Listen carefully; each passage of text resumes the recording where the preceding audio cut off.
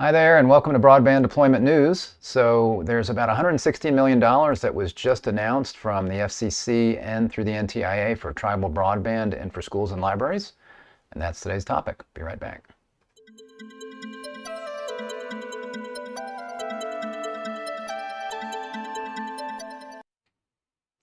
Thanks for joining me. Rick Husey here with Broadband Deployment News. As I mentioned, over $100 million was just announced from the FCC and from the NTIA kind of in the same day for two different programs, recent programs that were passed, some legislation. So today we're going to talk about that. The first here we see Biden administration awards nearly $77 million to expand internet access for dozens of tribes. This was yesterday. So today, the Department of Commerce's National Telecommunications Information Administration, NTIA, announced that it's awarded 19 grants, part of the Tribal Broadband Connectivity Program. That's a program that was originally included in the Consolidated Appropriations Act from 2020, and then they added another $2 billion in the IIJA, the Infrastructure Investment and Jobs Act, that's just now being formulated. So there's $1 billion and now another $2 billion, but this is coming out of that original $1 billion here. So the grants totaling nearly $77 million are being awarded in 10 states. You see there Alaska, Arizona, California, Connecticut, Louisiana, Michigan, Oklahoma, Rhode Island, South Dakota, and Washington. They will fund internet use and adoption projects to improve healthcare, workforce development, education, housing, and social services in tribal communities. NTIA has now made a total of 34 awards, totaling about $83 million in funding through the Tribal Broadband Connectivity Program. And again, only $83 million. This has got like $1 billion in it in this first round here. So the Tribal Broadband Connectivity Program, which was funded by the Consolidated Appropriations Act of 2021, makes 900 and I think it was passed in December 20, so close. Makes $980 million available for grants to eligible Native American, Alaska Native, and Native Hawaiian entities for broadband deployment, digital inclusion, and workforce development, telehealth, and distance learning. President Biden's recently enacted bipartisan infrastructure law, or that's the Infrastructure Investment and Jobs Act, provides an additional $2 billion in funding for this program as part of a historic $65 billion investment to expand broadband communities across the U.S. And then you can see here some of the projects. So this first applicant, Alaska Federation of Natives, they got $35 million. You can see, I'll go ahead and link to this release here. You've got Cape Fox Corporation, that's Ketchikan, Alaska. 1.9 million. There's some cents in there, 82 cents. Cheyenne River Sioux Tribe Telephone Authority, 2.3 million. Cowlitz Indian Tribe, that's in Washington, 7.5 million approximately. Coyote Valley Band of Pomo Indians, measly $596,000 there. It doesn't seem like a lot after millions. Delaware Nation, 7.2 million. It's in Oklahoma. Fandero Santee Sioux Tribe, South Dakota, 2.47 million. Gila, is that Gila or probably Gila River Indian Community, 4.47 million. And you can see this, they say use and adoption, but there's more details here. Kotzebue IRA in Alaska, 2.5 million. Martian Tucket Pequot Tribal Nation, Connecticut, yeah, Pequot, 493,000. Narragansett, Charleston, Rhode Island, and that's 2.5 million there. Nottawasapi, you're on board of the Potawatomi. This is hard to say. Potawatomi, Fulton, Michigan, 1.2 million.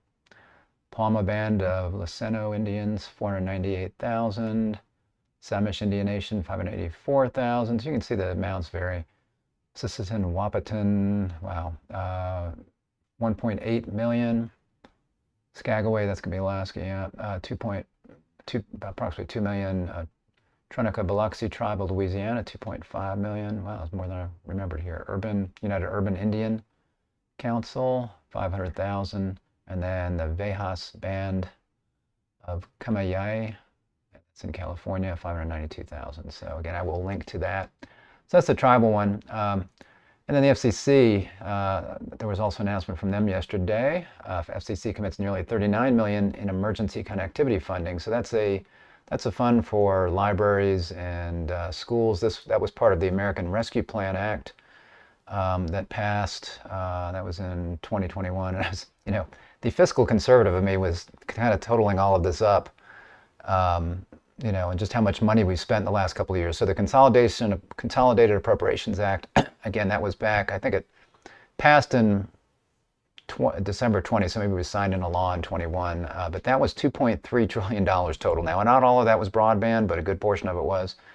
Then you had ARPA, the American Rescue Plan Act, that was $1.9 trillion. That passed in March of last year, March 2021.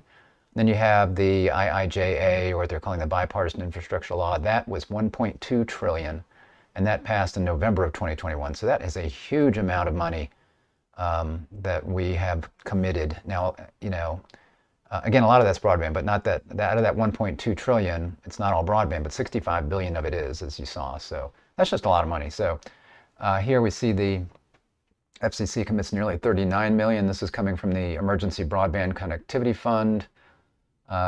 Support for schools and libraries to help close the homework gap. Again, this was from ARPA.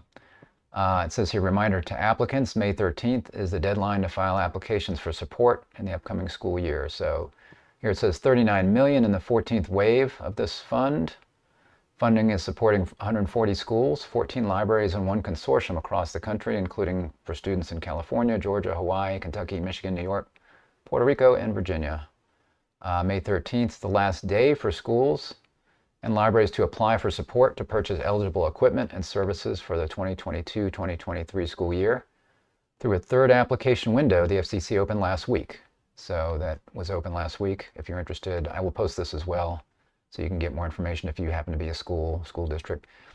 In this window, the FCC anticipates awarding at least $1 billion Emergency Connectivity Fund program support. This window likely will be the last opportunity for schools and libraries to request funding before available funds in the $7.17 billion Emergency Connectivity Fund program are exhausted. The funding can be used to support off-campus learning, such as nightly homework, to ensure students across the country have the necessary support to keep up with their education.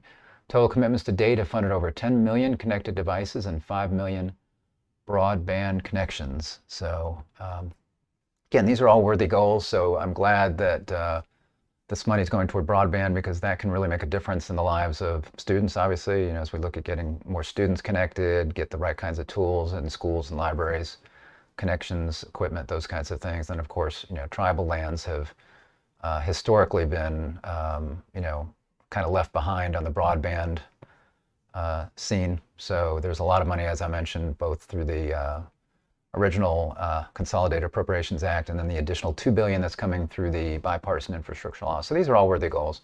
It's just a lot of money, and I know in there's probably a lot of waste too, as some of these programs, and it's not all broadband, as I mentioned. So it is a good, worthy goal. So I'm glad to see that. So thanks for joining me today. If this was helpful, go ahead and give me a like on the video. Subscribe to our channel if you're not. Click the bell and be notified when I'm live. Thanks a lot. And I will see you next time for Broadband Deployment News. Bye-bye.